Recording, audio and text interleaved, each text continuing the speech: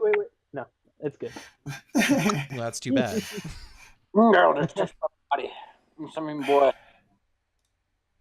I was expecting Colton to have some, like, his usual one-liner of something ridiculously inappropriate, but that's disappointing.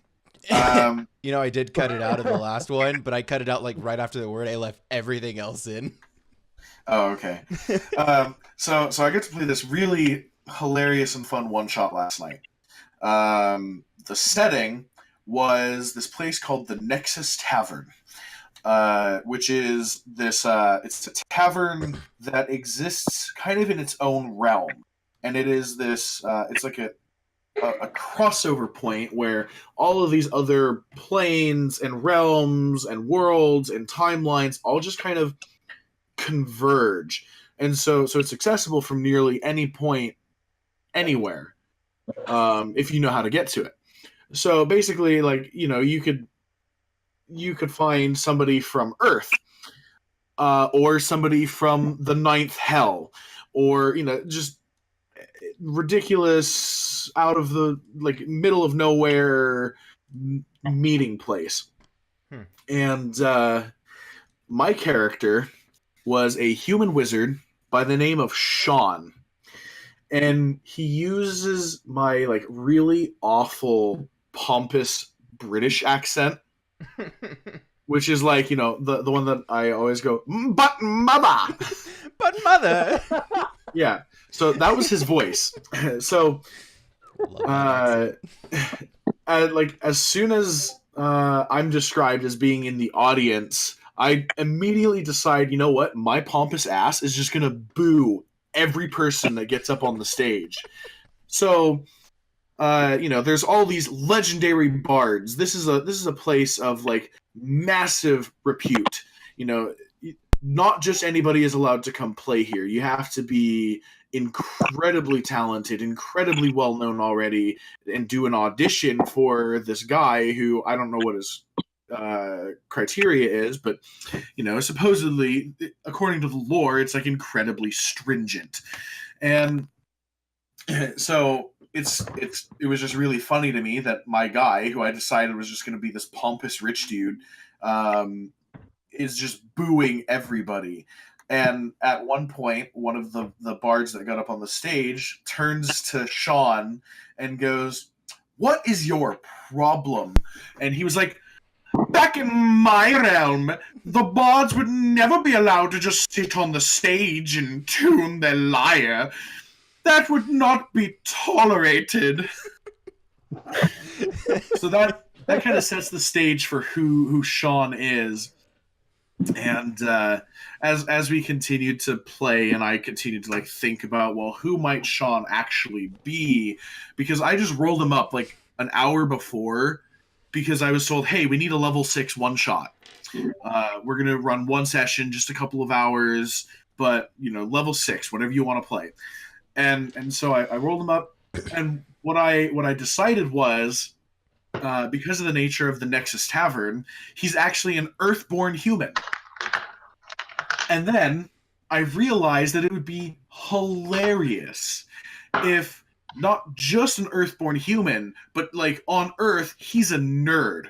And he played D&D, so this is a super meta character. So he played D&D in his normal Earth life, and then came across a spell tome, and looking at it, he was like, oh, I know exactly what this is, and started studying magic, and then became an adventurer and found his way to the Nexus Tavern. And in the Nexus Tavern, he discovered that there are some really noble families from outlying realms that don't visit too often, but their name is known enough and they're famous and rich enough that they have a tab at the Nexus Tavern. So he takes his American Express credit card and casts prestidigitation on it to make it look like some kind of certificate of pedigree or something, proving that he is in fact of this noble family.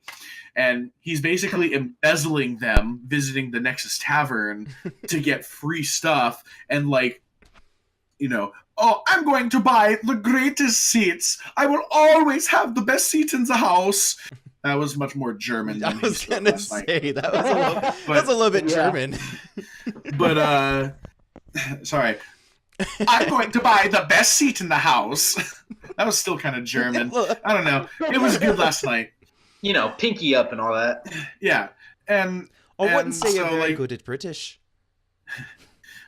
So he would just like flash his card, and they would be like, oh, okay, yeah, you know, absolutely, anything for this family. And he's in his brain, he's like, all right, as long as I keep it under a certain amount every time I visit, they won't even notice, because, you know, according to what I know of this family, they're so wealthy that it doesn't, like, to them it's pocket change. It's like, oh, I dropped a couple of coins, I guess, or something, or like, you know, oh, I must have got one more drink than I thought I did, and so they're, you know, it doesn't matter to them. So he's like embezzling some noble family from an outlying realm and pretending to be this like pompous rich dude, and is like, I'm going to pretend to be a noble. And then the really family funny. shows up. No, the one shot was like, this group gets on the stage and they're called the Siren Song, and it consisted of like a succubus, a hag that was disguised as something, and I think an elf. And the elf was pretty normal. It's an interesting trio, to say the least. Sorry. The hag was disguised as an elf. And then there was a half elf that was possessed by a ghost. Nice. And so we ended up fighting them. Now, for most of the encounter, Sean was charmed by two different Glamour College bards. What? One was one of the other players, and he was a bard, and he got up on the stage and cast glamour on me and whatever that spell is, and charmed me, and I rolled like a 2 to save against that, and then the ghost cast glamour on literally everybody in the crowd, it seemed like.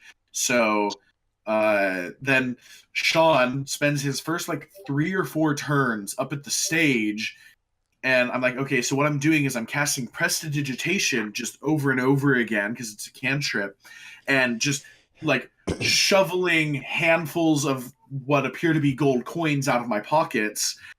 And because everybody else is also up at the stage, just like throwing money onto the stage, it all gets lost, and like you couldn't tell which was what. So he's like shoveling handfuls of gold onto the stage out of his robes, and they land on the stage, and after like 6 seconds they just kind of fizzle out of existence. But nobody really notices because it looks like he's shoveling gold onto the stage, and it's this obscene amount that, you know, in his right mind, he would go, yeah, I'm very clearly not carrying that much money. But in his charmed state and seeing that everybody else was like throwing money, he was like, I gotta show that I'm richer than all of these peasants. And he's just shoveling coins out of his pockets.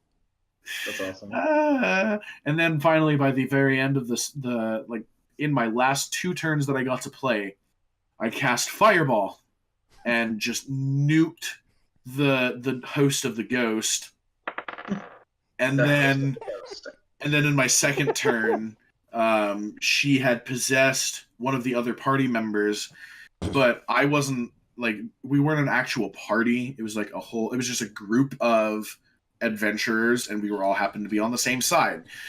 And so like Sean had no care for this tabaxi rogue, and so with his order being make sure the ghost either leaves alone or dies, he goes, okay, well, I'm gonna kill this tabaxi rogue then.